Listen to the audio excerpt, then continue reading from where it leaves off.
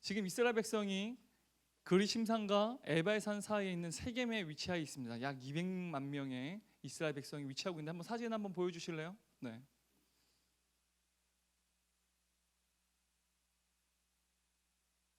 네. 왼쪽이 그리심산이고 오른쪽이 에발산이라고 분명히 지난주에 말씀드렸어요. 그리고 이 가운데 바로 지금 도시들, 건물들이 있는 이곳이 바로 세겜입니다. 그리고 이곳에 이스라엘 백성 약 200만 명의 이스라엘 백성이 모여서 위치해 있고 각각 6지파씩 그리고 그리심산에 그리고 에발산에 각각 6지파씩 서서 이제 여호와 앞에 언약을 맺는 거예요. 에발산에 바로 오른쪽에 있는 에발산, 보통 그리심산은 축복의 산이라고 부르고요. 그리고 오른쪽에 있는 에발산은 저주의 산이라고 부릅니다. 바로 이 저주의 산 에발산 오른쪽에 있는 산에 제단을 쌓고 하나님과 언약을 맺어요.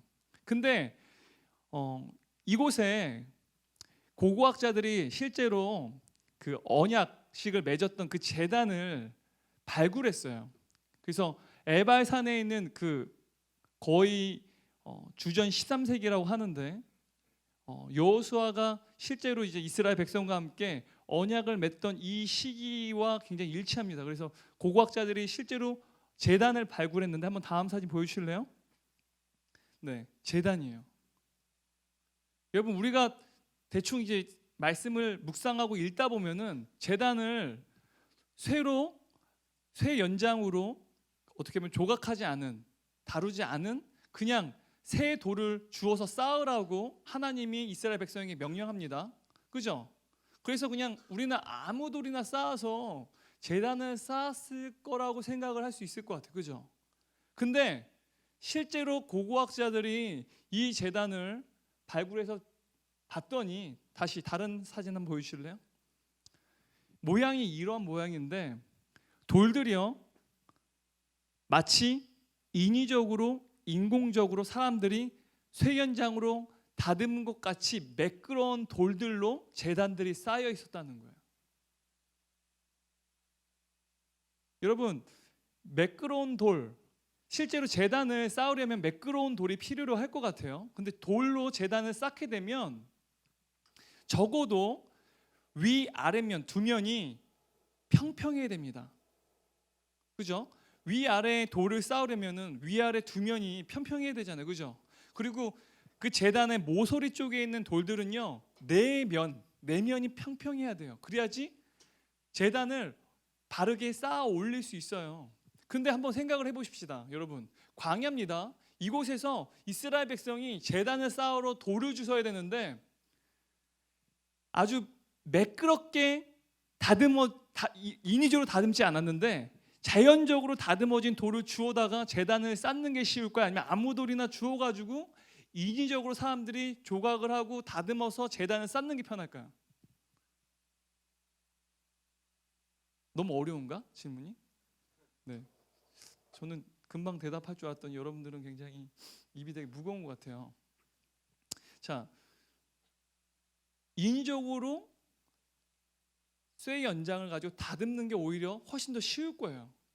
백성들이 이 큰 제단을 쌓기 위해서 매끄러운 돌을 찾으러 다니는 게 훨씬 더 힘들 거라는 거예요.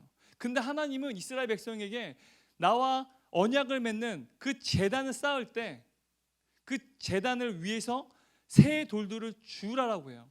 쇠로 된 연장으로 다듬지 아니한 제단을 쌓으라고 주님이 명령하십니다. 31절 말씀 보면 이렇게 말씀하세요. 여호와의 종 모세가 이스라엘 자손의 명령과 모세의 율법책이 기록된 대로 새 연장으로 다듬지 아니한 새 돌로 만든 제단이라. 무리가 여호와께 번제물과 화목제물을 그 위에 드렸으며. 여러분 도대체 하나님은 왜 이런 명령을 이스라엘 백성에게 요구했을까요? 아니 그냥 인위적으로 예쁘게 돌을 다듬어서 제단을 쌓아도 될 텐데 왜 하나님은 그냥 매끄러운 돌들을 주워다가 정말 힘겹게 주워다가 그 제단을 쌓으라고 말씀하셨을까요? 여러분 쇠 연장으로 다듬지 아니한 돌, 하나님께서는요 인위적이고 불완전한 어떻게 보면 제단을 쌓는 것이 아니라 하나님이 이미 준비하신 완전한 제단을 쌓기를 원하셨다라는 거예요. 다시 한번 말씀드릴게요. 하나님은 인간의 어떠한 불완전하고 인위적인 손길에 의해서 만들어진 제단이 아니라 하나님이 미리 준비하신 완벽한 제단을 필요로 하시는 거예요. 그것을 요구하는 것입니다. 그리고 그 제단 위에 하나님의 율법을 기록했어요. 우리 함께 32절 34절 말씀 함께 읽어볼까요? 읽어보도록 하겠습니다. 여호수아가 거기서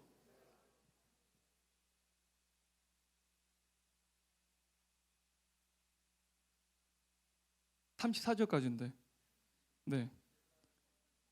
네.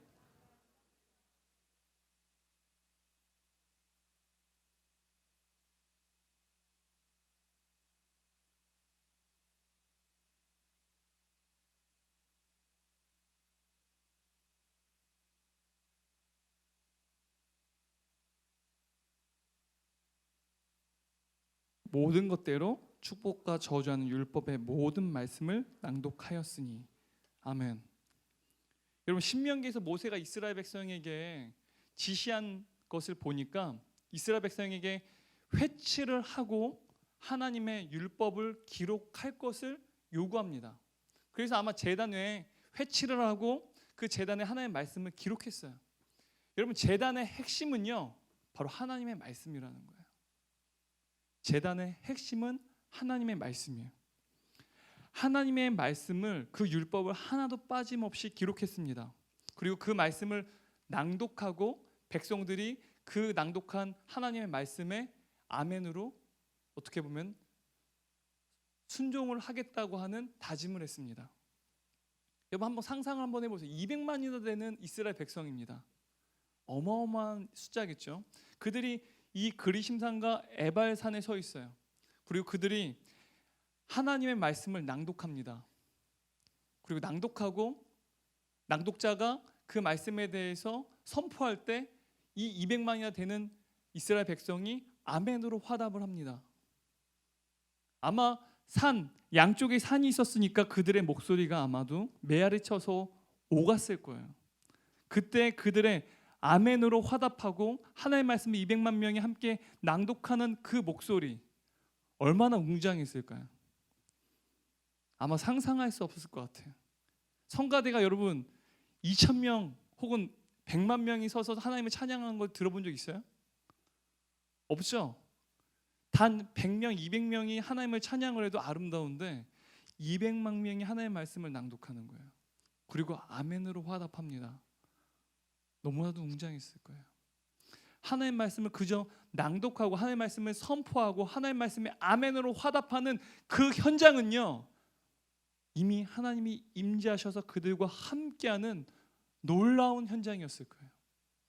여러분 말씀 자체만으로 능력이 있는데 그 수많은 하나님의 백성들이 하나님의 말씀을 함께 선포하는 자리예요. 얼마나 그 시간이 은혜로웠을까. 아마 상상이 가지 않을 것 같아요. 우리가 이렇게 예배드린 것도 사실은 너무나도 소중하고 너무나도 은혜로운 시간이긴 하지만 수많은 하나님의 백성들이 하나님의 말씀에 순종하겠다고 결단하는 그 자리는 너무나 웅장했을 거예요. 그들은 정말 하나님의 놀라운 임재를 저는 경험했을 거라고 생각합니다. 여러분 한번 오늘 본문을 잘 생각을 해보세요. 새 연장으로 다듬지 않은 돌로 완벽한 제단을 쌓습니다. 그리고 그 제단에 하나님의 말씀을 새겨요. 그리고 새겨진 하나님의 말씀을 하나도 빠짐없이 백성들이 낭독하고 선포합니다. 그리고 모든 백성들이 그 말씀에 진실로 순종하겠다고 하나님의 말씀에 진실로 따르겠다라고 아멘으로 선언하는 그 자리, 바로 그 자리는요 하나님께 예배를 드리는 현장입니다. 우리가 드리는 예배가 바로 그러한 현장 아닌가요? 이스라엘 백성이 지금 세겜에 서서 에발산과 그리심산에서 지금 하나님 앞에서 행하는 이 행위는요 완벽한 예배예요.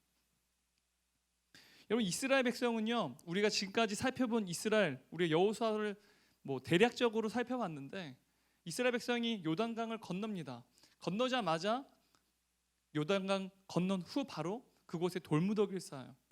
돌무더기를 쌓는 그것은 하나님께 예배를 드리는 현장이었습니다.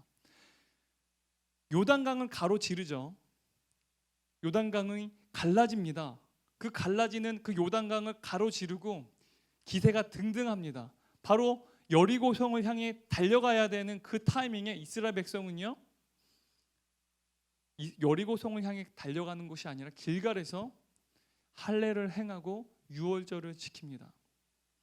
하나님이 이스라엘 백성을 구원하신 그 명절을 지키는 거예요. 구원을 행하신 날을 예배하는 겁니다. 바로 예배예요. 그리고 여리고성을 정복하죠. 그리고 나서 이제 이스라엘 백성이 또 하나의 위기를 겪죠. 바로 아이성 전투인데 갑자기 아이성이 생각이 안 나가지고. 네. 자, 아이성 전투 때 이스라엘 백성이 승리하나요, 패배하나요? 그죠? 패배하죠. 굉장히 민족적으로 아픔을 겪는 패배였습니다. 그리고 이 패배 때 누군가가 한 개인이 하나님 앞에 범죄를 저질렀다는 사실이 밝혀져요.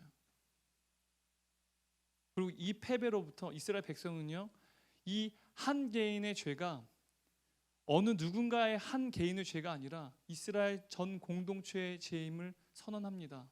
그리고 하나님 앞에서 예배를 드려요.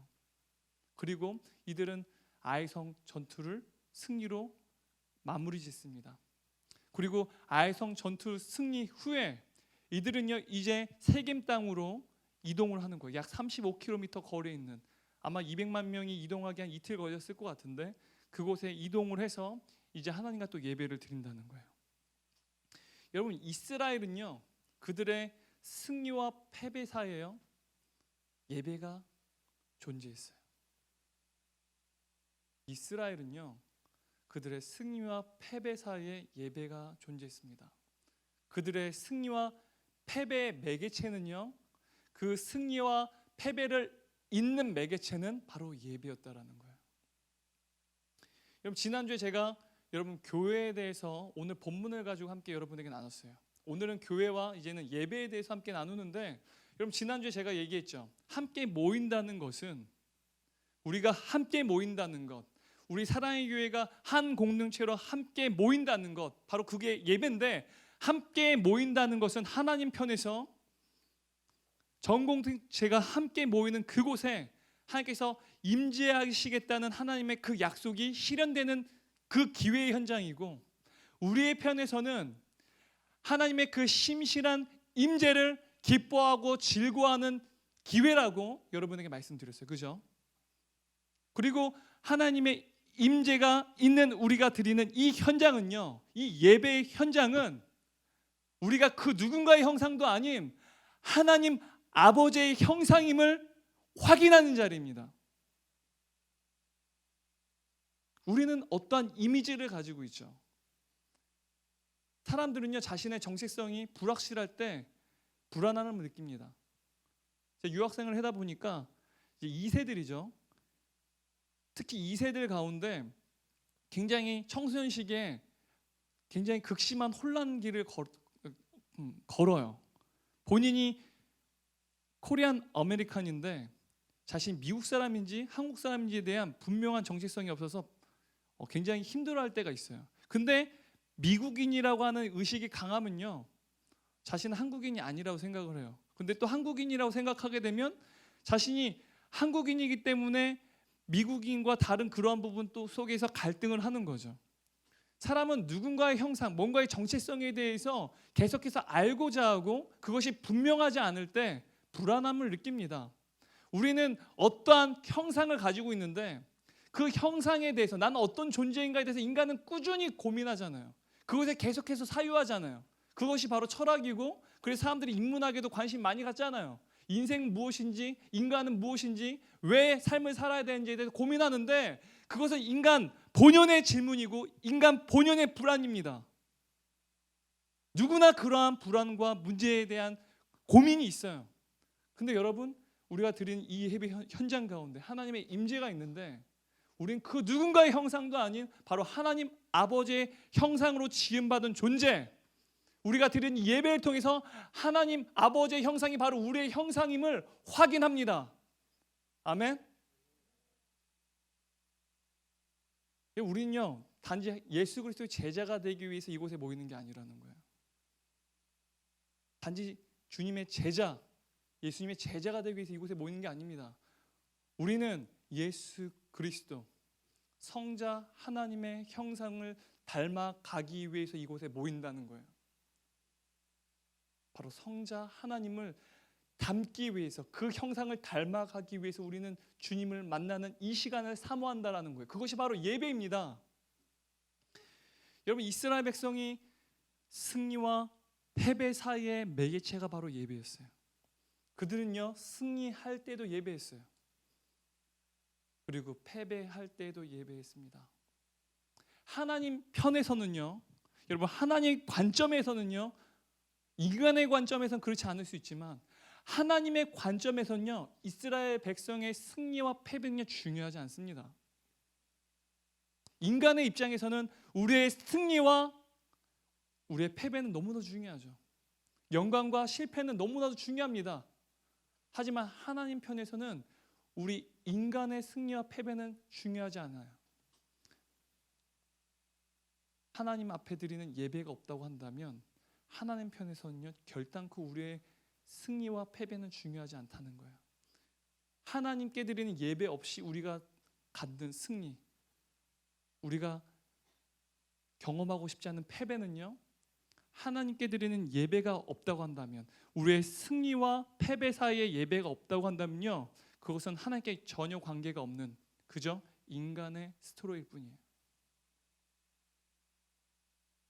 그래서 여러분, 우리의 인생 가운데 우리는 누구나 승리하고 싶죠.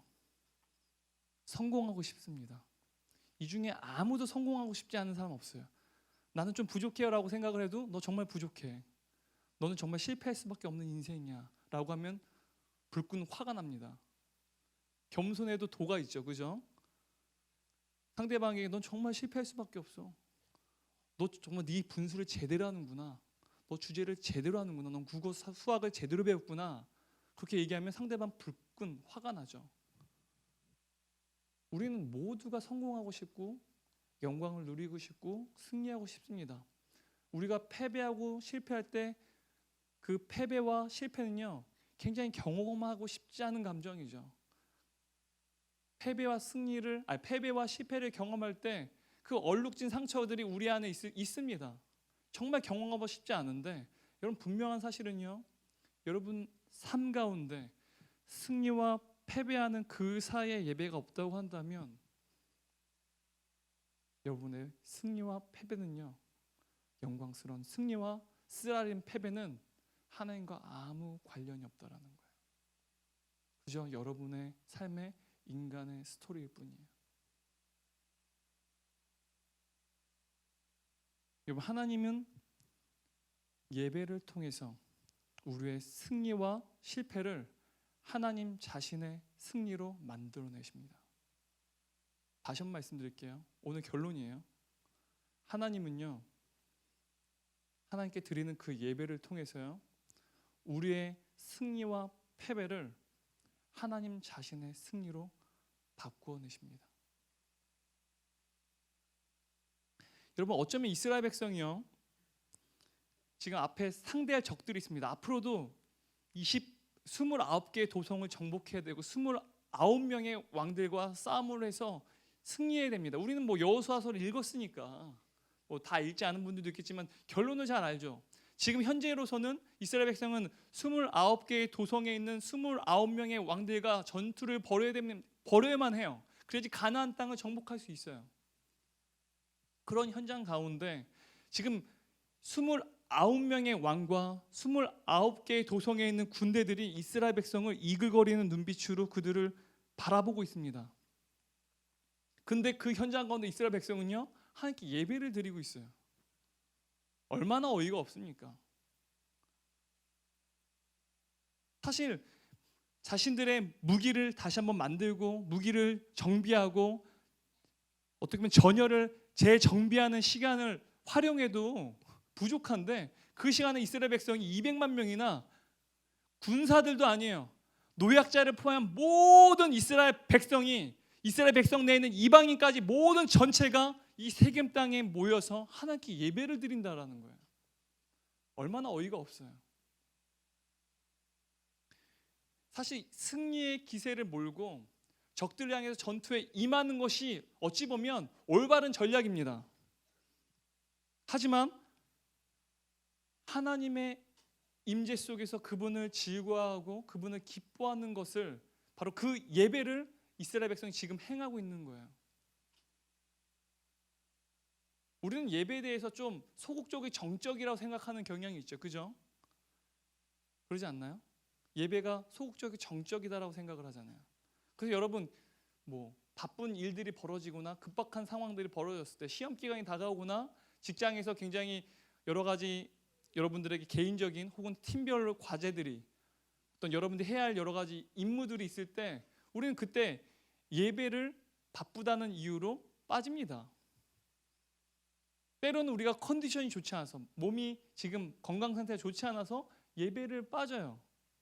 왜? 예배는 굉장히 정적이고 소극적이라고 생각하기 때문에 그래요. 하지만 여러분, 사실 이스라엘 백성 보세요. 그 기세를 몰고 전쟁터에 나아가는 게 굉장히 적극적인 거죠. 하지만 이스라엘 백성은요, 하나님 앞에서 하나님의 임재 가운데 하나님을 기뻐하고 즐거워하는 예배를 지금 드리고 있어요.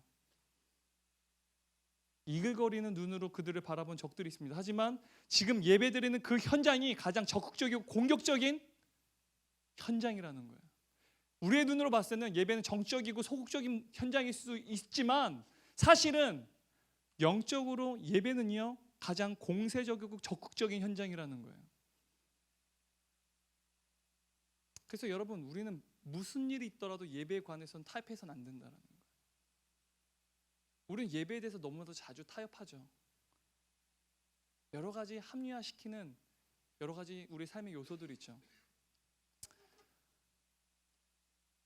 저는 아버지가 목사님이시니까 당연히 그런 교육을 받았다라고 여러분 생각할 수 있어요. 그렇게 생각하셔도 됩니다. 하지만 저 어렸을 때부터 예배에 대해서 죽어도 예배 드리다가 죽으라고 배웠어요. 저희 아버지뿐만이 아니라 우리 어머니도 그래요. 저희 어머니도 저한테 그렇게 말 함부로 하시지 않는데, 예배에 관해서는 예배 드리다가 죽으라고 그래요. 제가 초등학교 2학년 때 정말로 아팠어요. 수술을 해야 되는 상황이었는데 너무 아파서 제가 일어설 수가 없었어요. 한 2주 동안 계속 먹으면 다 토를 해요. 먹을 수가 없는 거예요. 물도 먹으면 토를 했어요.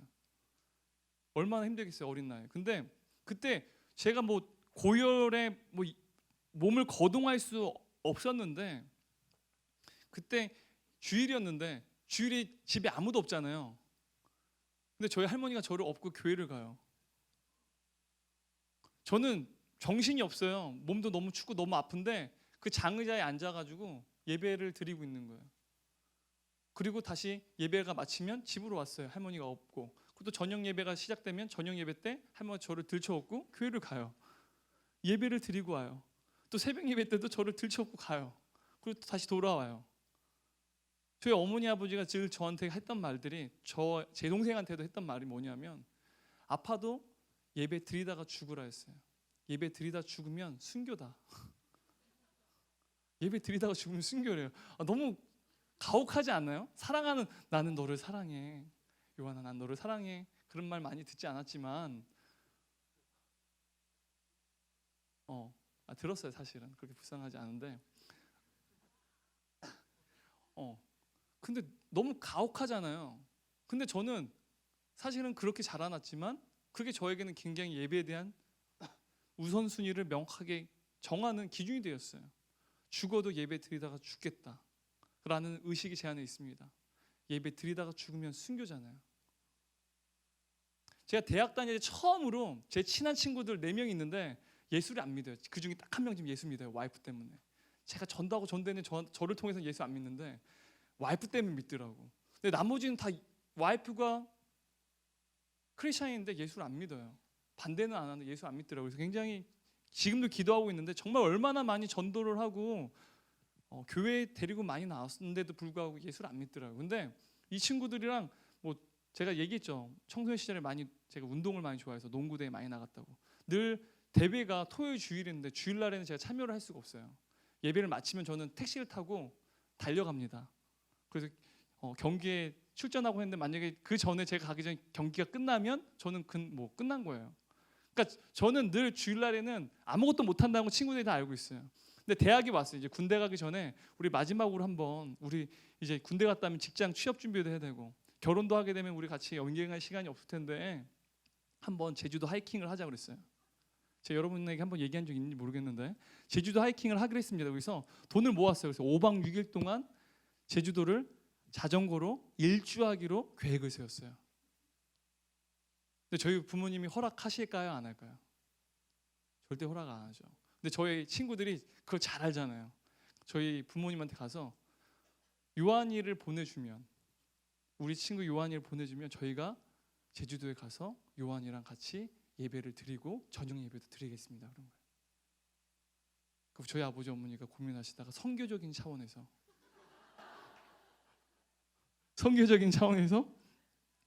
저를 보내셨어요. 그래서 월요일 저녁에 주일 예배가 마친 후에 주일을 5박 6일이면 어떻게 돼야 돼? 하여튼 그 다음 주 주일을 빠지는 거였는데 출발이 평일이었던 것 같긴 한데 그래서 새벽 이른 시간에 인천항에서 세월호를 탔습니다.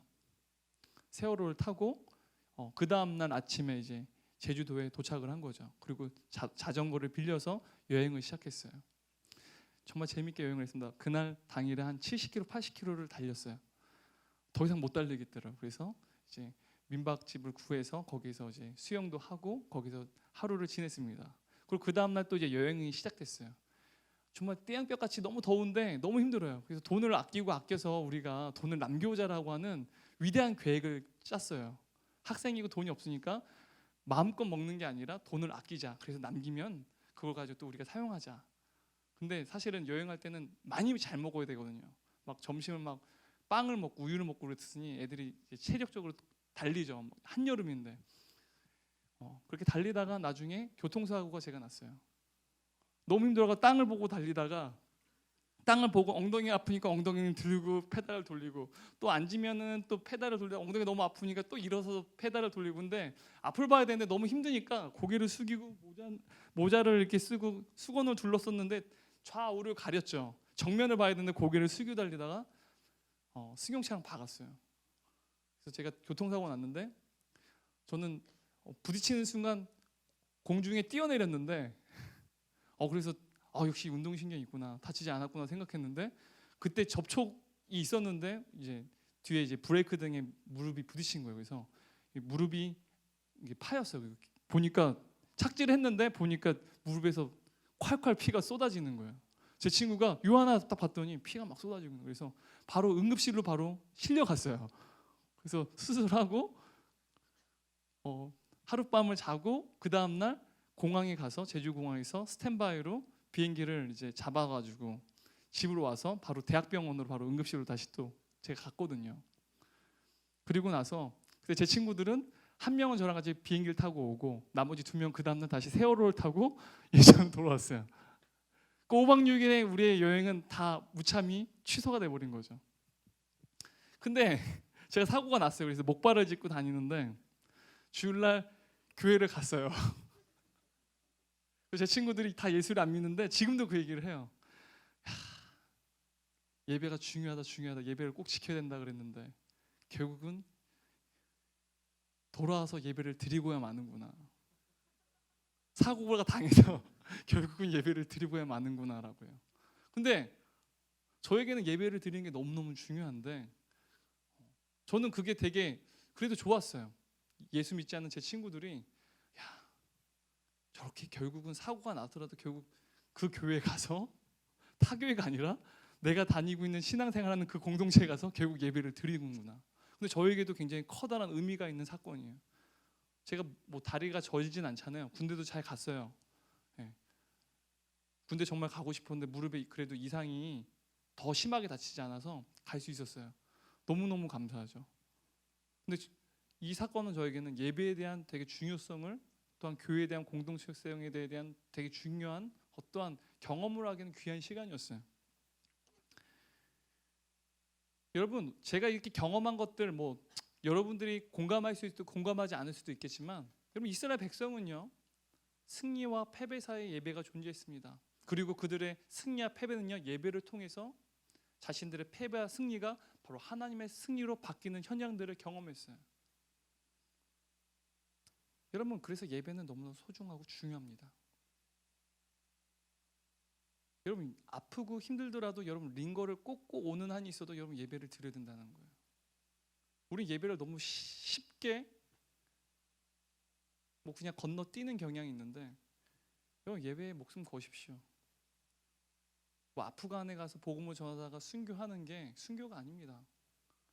지금 이 자리를 지키고 하나님을 예배하겠다고 결심하고 나와서 시험 기간에 이 시간을 주 앞에 드리고, 직장 생활 때문에 너무 바쁘고 힘들지만 예배 시간 주께 드리는 하나님의 형상을 맛보는 이 예배 현장을 사모해서 이곳을 지키고, 몸이 너무 아프더라도 링거를 꽂고 혹은 발을 절면서 목발을 짚고 나오는 한이 있어도 이 예배를 드리는 이 현장이요 너무나 소중하다라는 거예요. 여러분의 승리와 패배 사이에, 성공과 실패 사이에 늘 그 사이에는 예배가 존재해야 된다라는 거예요. 여러분 예배에 목숨을 거십시오. 여러분 예배에 목숨을 거십시오. 예배에 목숨을 거십시오. 아파도 예배 드리다가 죽으십시오. 그러면 순교예요. 찬양팀 여러분, 예배에 목숨을 거십시오. 예배에 목숨을 거십시오. 네, 감사합니다. 여러분 본문을 묵상하다 보니까요, 시간이 다 왔는데 거의 마무리예요. 본문을 묵상하다 보니까 이런 생각이 들었어요. 여러분 지난주에도 제가 라합에 대한 이야기를 했죠. 이제 라합으로 마무리를 지으려고 하는데, 여러분 기생 라합과 그의 가족들이 생각이 났어요. 본문을 묵상하다 보니까 기생 라합과 그의 가족들이 생각났습니다. 35절 말씀 한번 같이 읽어볼까요? 35절 말씀 읽겠습니다.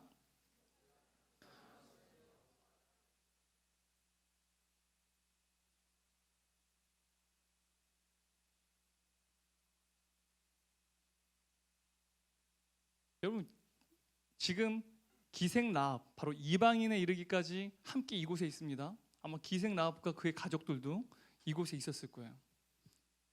기생 라합과 그의 가족들은 지금 어느 쪽에 서 있을까요? 그게 궁금하더라고요. 저주의 산 에바의 산에 서 있을까? 아니면 축복의 산 그리심 산에 서 있을까? 만약에 여러분이라면 어떤 산에 서고 싶어요? 축복의 산에 서고 싶습니까? 아니면 저주의 산에 서고 싶습니까? 여러분이 어느 산에 서고 싶어요? 당연히 축복의 산에 서고 싶지 않을까요? 저주의 산, 심판의 산에 서고 싶지 않습니다. 우리는 축복의 자리에 서고 싶지 심판의 자리, 저주의 자리에 서고 싶지 않아요. 하지만 여러분 라합을 한번 생각해 보십시오.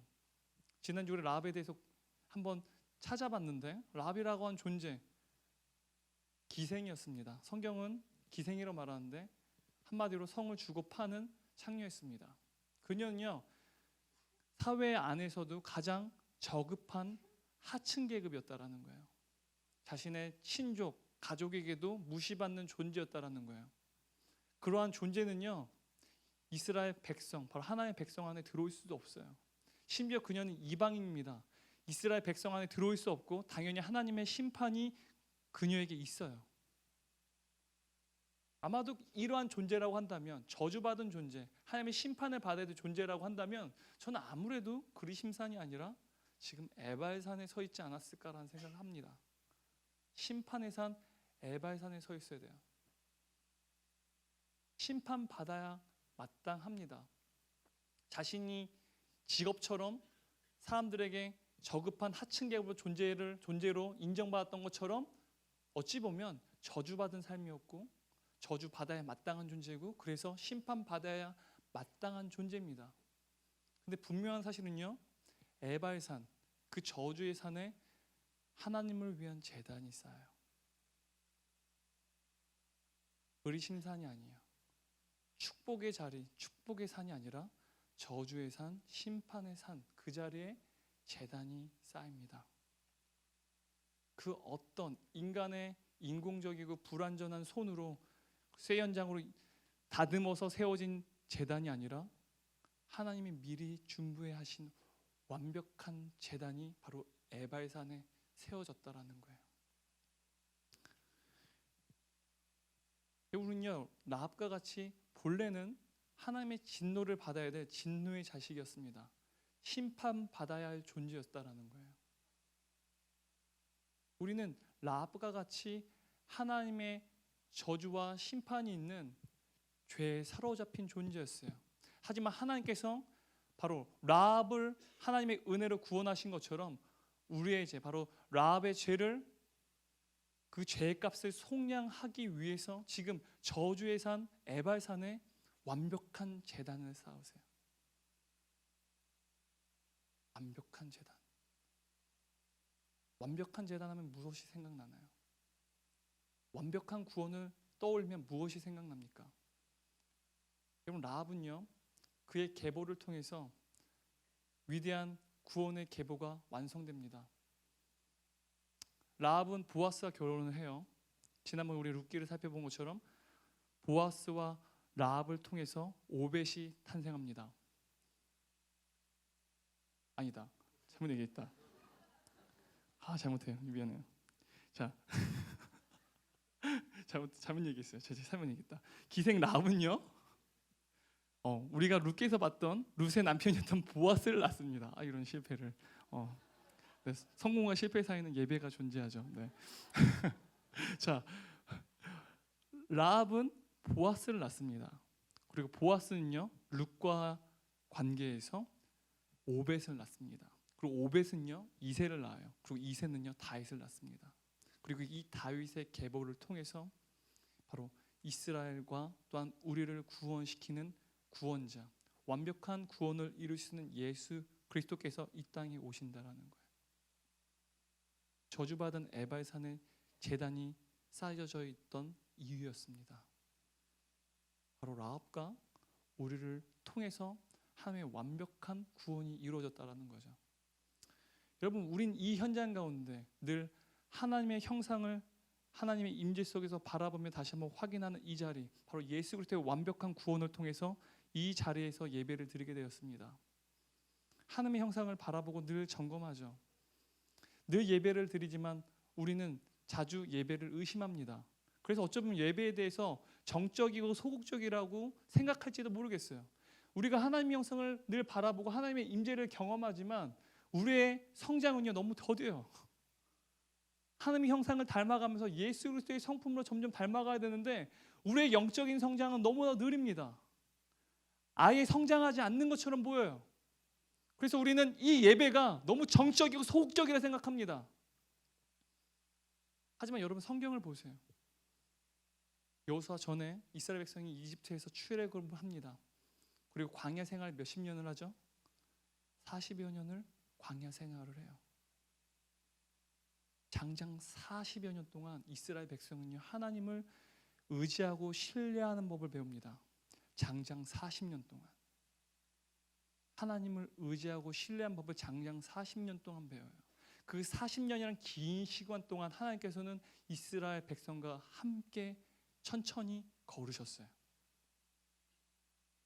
하나님은 사랑이시기에 그분의 보폭은요, 그들의 백성과 함께 걷는 그 보폭은요, 느립니다. 하나님은 사랑이시기에 우리와 함께 걷는 그 보폭이 느리세요. 우리는 기술 진보의 어떠한 기술 사회 속에 살면서 기술의 진보가 빨리빨리 어떻게 보면은 발전하는 것들에 너무 익숙하죠. 알파고가 이세돌 9단에게 이기는 모습들 말도 안 되는 거죠, 그죠? 있을 수 없는 일 같은데 지금 그러한 현장도 우리가 맛보고 있어요. 기술의 진보는 너무나도 빠른 것 같은데 영적인 성장의 속도는 너무 더딘 것 같아요. 보이지도 않는 것 같아요. 우리가 예배 속에서 하나님의 형상을 맛보고 내가 하나님의 형상에 닮아간다는 것, 성자 하나님 예수 그리스도를 닮아간다는 것 내가 알고 있지만 그 성장의 속도는 너무 느린 것 같아요. 하지만 하나님은요, 사랑이시기에 그 보폭이 우리 때문에 느립니다. 느리지만 사랑의 속도는요, 다른 그 무엇보다 빠릅니다. 그 다른 속도보다 넘어서게 되는 그러한 뛰어난 속도를 갖고 있습니다. 바로 하나님이 거르시기 때문에 그래요. 여러분, 오늘 본문 속에서 우리는 다시 한번 배웁니다. 이스라엘 백성 가운데 승리와 패배 사이에 예배가 존재했습니다. 승리와 패배를 잇는 그 매개체가 바로 예배였습니다.